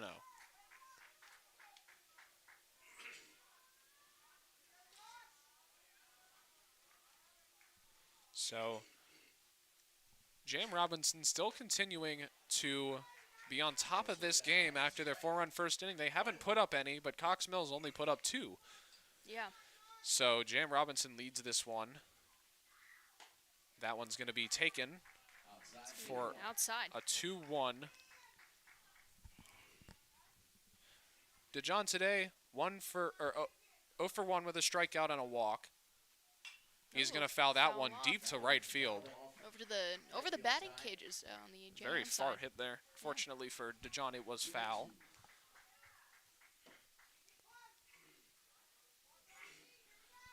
So 2 apiece. Bergbacher to DeJohn. It's going to be wild. Full count. That one bounced. Count is full. Bergbacher looking to get his first strikeout on the hill. He's seen a... Oh. That's another fly out, or fly ball, sorry, to the shortstop. He'll make the grab. Good play by Zadalis there to get under that one. Yeah. A little close to no man's land, not quite low enough to be considered no man's land. Dallas is at third. Is I'm he? not sure who's on short. Who is at right short? now. Is that Ayler? No. Yes? Wait. I need him to turn around. I can't Who's see playing his number. shortstop for Cox Mill right now? Um, Oh, that's Aldifer. Aldifer Aldifer, always okay. plays shortstop. Yeah. That's my bad. Foul tip there. So kudos should go to Aldifer, not Zadalis. yeah. So an 0-1 start for the Careless Whisper listening Justice Abraham, as he'll go down a quick 0-2 on a pitch that looked a little low, but the umpire has a better angle on height than we do for sure. Yeah. So an 0-2 count. And that one's going to be a wild pitch. Thankfully, nobody's on base for Cox Mill. So 1-2.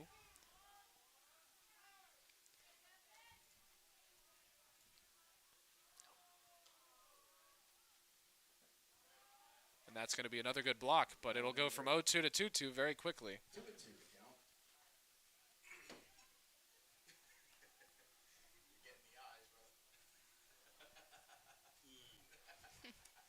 Here comes the 2-2 pitch from Bergbacher. He's going to take that one. We'll go to full. Ball 3, count is full. So Full a good count, job one out. here from Abraham to recover this from an 0-2 to a full count with only 1 out. But that one is strike 3. Ball for strike 3. There by Bergbacher to get that one on the outside corner. Number 6. Abraham was sitting an out, or he was sitting a ball, sorry, and we move now to 2 outs. At least we can't get copyrighted for that one since there's no lyrics. Hopefully. Hopefully not. Batting up now, Sean Wedvick, the relief pitcher for J.M. Robinson. He'll take a ball to start off his at-bat.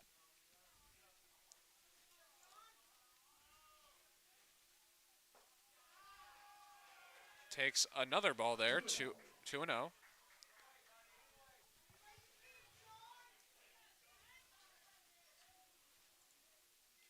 Takes another ball, that's 3-0. That one's low for ball 3.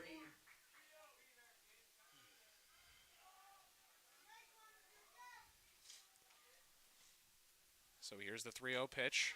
Called ball 4. So just missed the zone there. And Robinson will have their first base runner of the 5th with 2 outs. Now batting up the 8-hole hitter, Eli Rowden.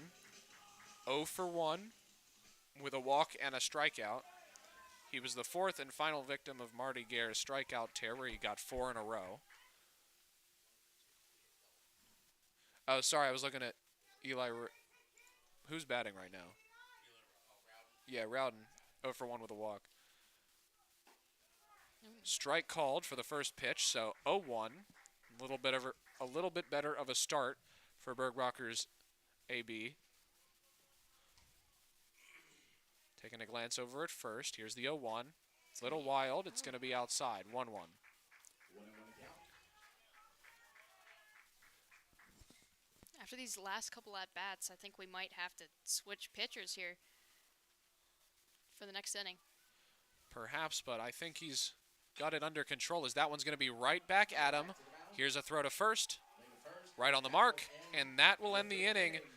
No harm, no foul, just one walk for Bergbacher, and we'll head to the top of the 6th inning. Cox Mill still trails 2-4. Back in just a moment.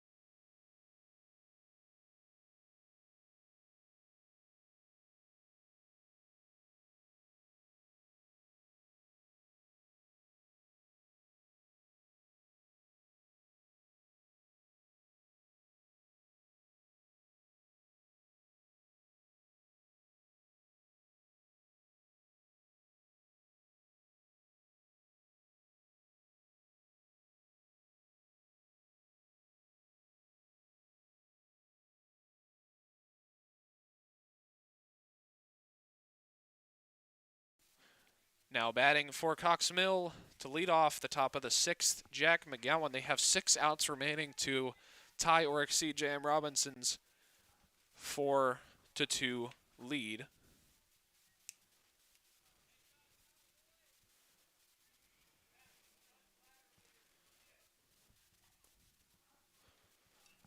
Still on the mound for the Bulldogs is Wedvik. First pitch to McGowan looked close, but it's just going to be called inside ball 1. So McGowan will start off in the hitter's favor, 1-0.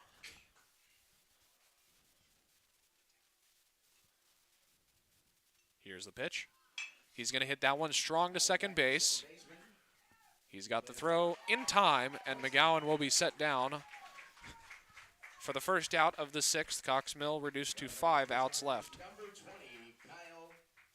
Kyle Castle, if I remember correctly, he's 2 for 2 today. I believe so, Gotten yes. on base both times and started rallies both times. Unfortunately, the second one did not result in a Cox Mill run. Hopefully, this at bat we can get a base here. Kyle Hit. Castle looking to start off something with 1 out for Cox Mill. Tips it back to the catcher's glove, 0-1.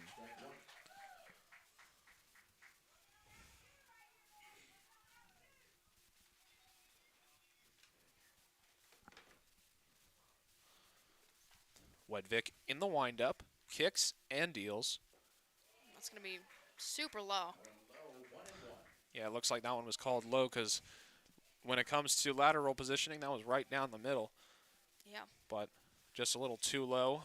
Catcher was kind of sitting on his butt there with that catch. But it's 1 apiece. Curveball, called strike 2. Good pitch there from Wedvik, and he's been in pretty good command of his pitches up to this point.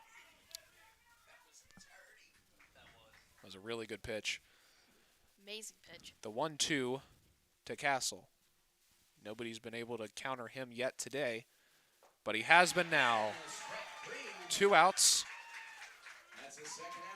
and a good strikeout there for Wedvik. Here we have our designated hitter. And Connor Welker up to hit now here in the 6th. Wedvik's been having a great outing up to this point. Yet to allow a run, I believe he's only had 1 hit.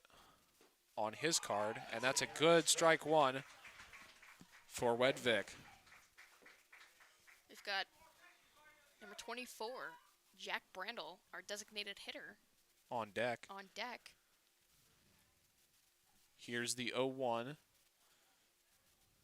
He's going to see the curveball, but he got under it. It's a very high pitch out to Grady, and he's got it.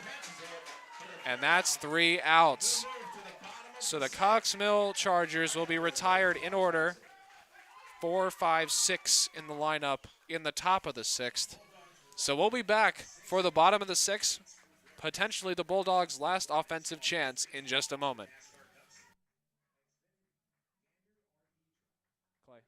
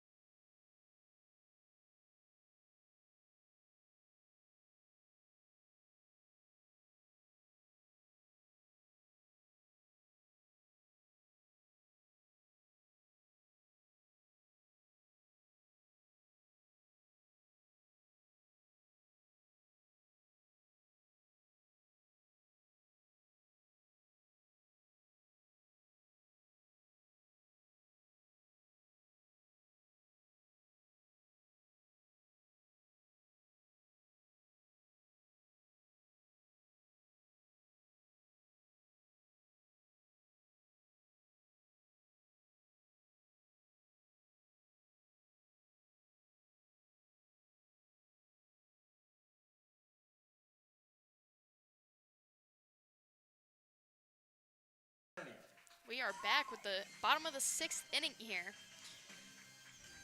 Chargers on defense. The Bulldogs have, 2-run lead on us.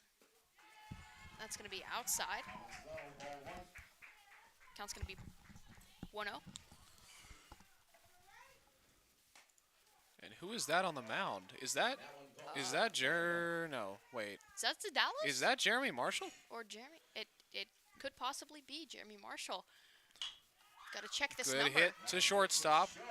Good throw, right on the mark. That is going to be Tyler Zadalis on the mound. We have a pitcher change. And then number 3 at third, which will be Jack Lopez at third. So quite a few substitutions here for Cox Mill going into the last inning. Coach is trying to get us as much defense. Trying to prevent any expansion of the current lead. But Zadalis on the hill for Cox Mill gets a quick out in the 6th. We'll move to a 1-2 count, or 0-1 count for Grady with 1 out. 0-1 the count.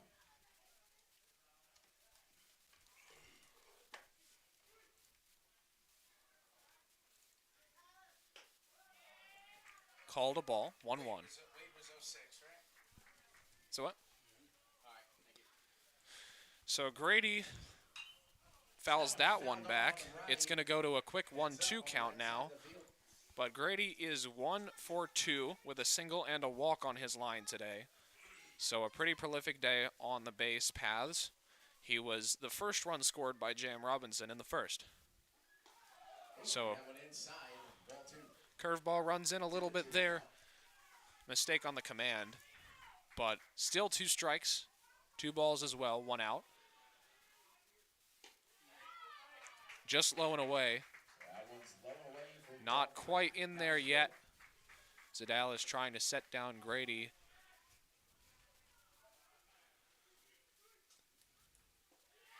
That one's low, and it'll be a walk, so Grady will draw his 2nd walk in a row. Hitting for the Bulldogs now, number 7, Max Arstark. He was pulled out of the pitching role, but he's still in the lineup, so he's still able to pose a threat to the Cox Mill defense. Asking for time from the home plate umpire to make sure that Zadalis doesn't go too fast on him. He's now on the stretch, employs the slide step there, trying to ensure the runner at first does not get too big of a jump should he decide to steal, as Tyler Grady is a speedster out there as well. So the first pitch fouled back, it'll be 0-1.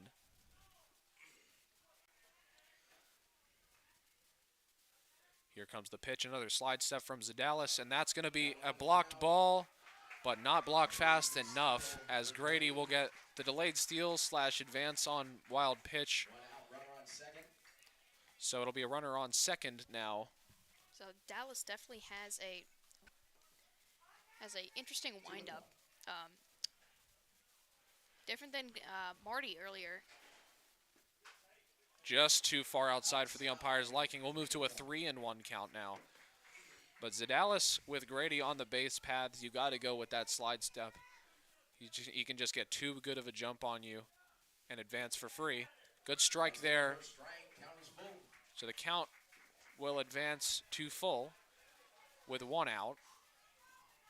J.M. Robinson, runner in scoring position. The 2-hole hitter at the plate, looking to score their 5th of the game, and he'll foul that one back.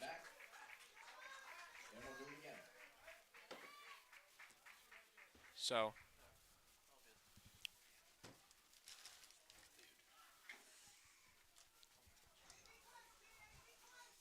still a full count for Arstark. Here's the pitch. Hit to the right side of the field. That's going to be the second out. Good play by McGowan to ensure nothing happened at third base either.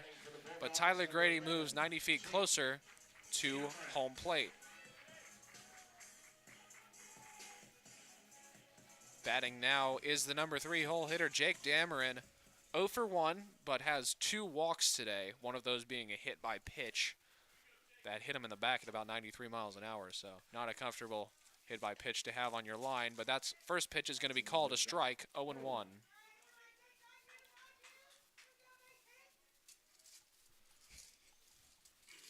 Keeping an eye on Grady. A good breaking pitch moves across the plate enough to be called a strike. That'll be A strike quick 2. 0-2 for Jake Dameron. He's on his back feet now in this at bat. He'll hit that to third, and that's a good hit. Tyler Grady will score. And that is a spectacular 0-2 swing from Jake Dameron to get in it to get an RBI. And that's not what Cox Mill wanted to see. Now down by a 3-run margin.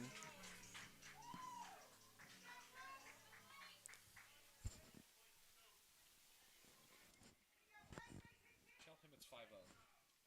Oh, it's 5-0. Oh, you guys scored. So it's a 5-2 ball game now. First pitch to Anderson is taken for a ball. Oh, and that hit him. Anderson goes from 0 for 3 to 0 for 3 with an HBP. And I think that's Cox Mill's, might be their 3rd hit by pitch of the game. Josh DeJean comes up with an opportunity. He's 0 for 2 with a walk on his line. Runners on first and second with 2 outs. JM up by 3.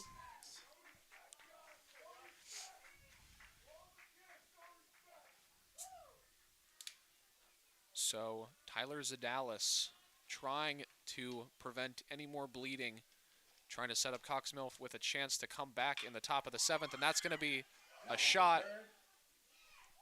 And that'll be a force out, and that will end the inning. So Jack Lopez does it the easy way. JM will score a run, led by Tyler Grady, and Cox Mill in the top of the 7th inning will now have to score 3 or go home the losers of this ball game. We'll be right back in just a moment.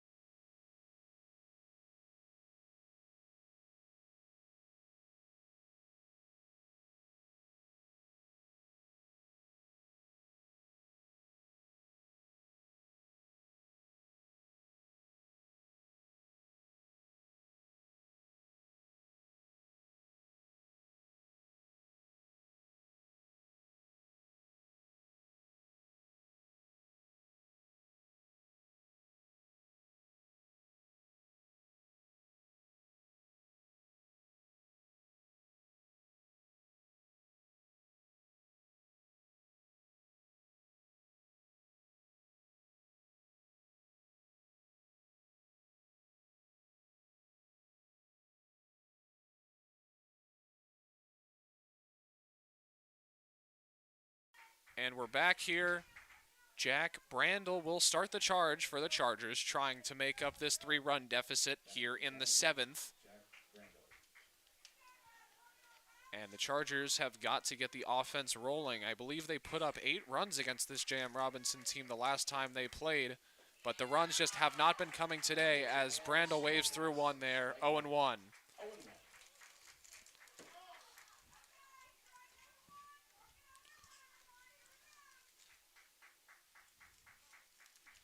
On the mound still is the same player who subbed in an inning or two ago, Sean Wedvik. He's got an 0-1 count on Brandel, trying to close out this game for the Bulldogs. Brandel will foul that one back into his leg. A quick 0-2 count. And this is not what Jack was looking for, and this is not what Cox Mill was looking for to start off their final inning, or I guess their last chance to bring this back.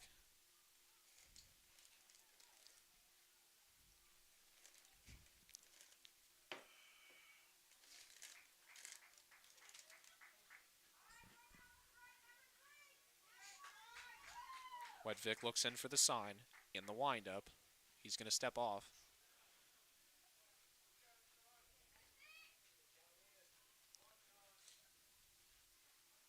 Here comes the windup. The pitch. Low. 1-2. That one in the dirt. 1-2. So if Jack Brandel gets on base, I can only expect that we'll see substitution Brent Mosshart out there to run for him. Here comes the pitch from Wedvik. That's another one outside. That one's in there, but called the ball 2-2. And that might have looked a little outside. No doubt. I can see that so clearly over here.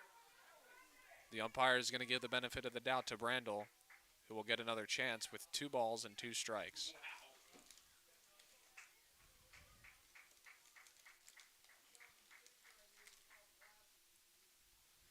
Brandel will step out, take a moment as the catcher speaks with the pitcher, trying to figure out what's going on. The umpire is now going to walk out there for some reason. Maybe trying to tell him to stop wasting time? Not Most sure. likely, yes. The umpire not happy with somebody out there. He shook his head in disdain there Yeah. for some reason. But Brandel trying to make use of this leadoff spot. Wedvik in the windup. Here he comes. Fouls it back. That one fouled back. Stays alive. So another 2-2 pitch is coming up